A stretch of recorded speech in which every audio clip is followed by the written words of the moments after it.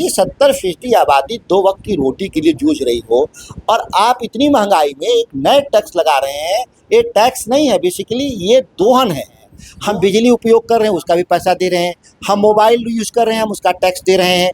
तो आखिर अब कितना टैक्स दें हम? उनके जो भी आरोप हैं वो आहत हैं, तो आहत इंसान कुछ अतिरिक्त आरोप लगाते हैं।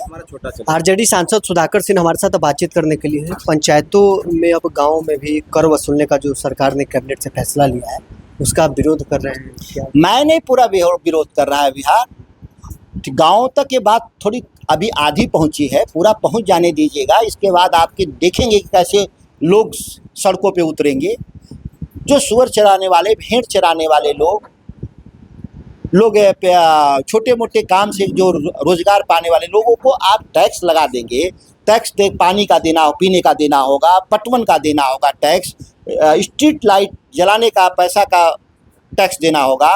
अब दर्जनों तरीके का नए टैक्स आप लगा दिए, यहाँ तक कि अब होल्डिंग टैक्स घरों पर।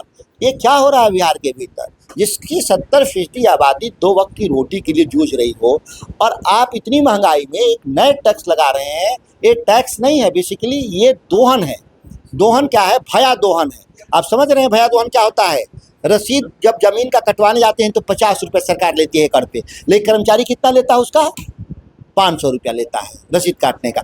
ये भया दोहन है। आपसी विवाद भी इससे बढ़े? विवाद सत्ता से होगा, आम आदमी का सत्ता से विरोध होगा। जब बड़े स्तर पे विरोध होगा, क्यों नहीं होगा विरोध? ये जब लूटने के लिए जो सरकारी मशीनरी जब गांव तक पहुंचेगी, वार्ड तक पहुंचेगी, तो स्वाभाविक है कि उसका प्रतिरोध होगा। गांव-गांव में दंगे की स्थिति पैदा होगी। सांसद सुधाकर सिंह क्या चाहते हैं? सम्राट सरकार फैसले को वापस ले, 100% रोल बैक करे। 1% नहीं, 100%। हमारी माली हालत टैक्स, अतिरिक्त टैक्स देने की नहीं है। हम ऑलरेडी नमक से लेके कफन तक पर 20% जीएसटी दे रहे हैं। हम बिजली उपयोग कर रहे हैं, उसका भी पैसा दे रहे हैं। हम मोबाइल यूज़ कर रहे हैं, हम उसका टैक्स दे रहे हैं।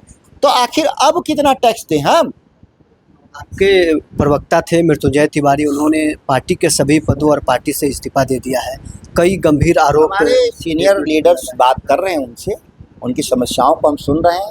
हमारे अच्छे लीडर थे और हम लोगों को चिंता है, उनकी सारी समस्याएं हम लोग दूर कर लेंगे। उन्होंने कहा है कि तेजस्वी यादव के आंखों पर पट्टी लग गया है, वो बात नहीं सुनते हैं। देखिए, वो उनके जो भी आरोप हैं वो आहत हैं, तो आहत इंसान कुछ अतिरिक्त आरोप लगाते हैं। हम लोग ये नहीं कह रहे हैं कि उनके साथ समस्या नहीं पैदा हुआ है, हम लोग डिनाई नहीं करते हैं।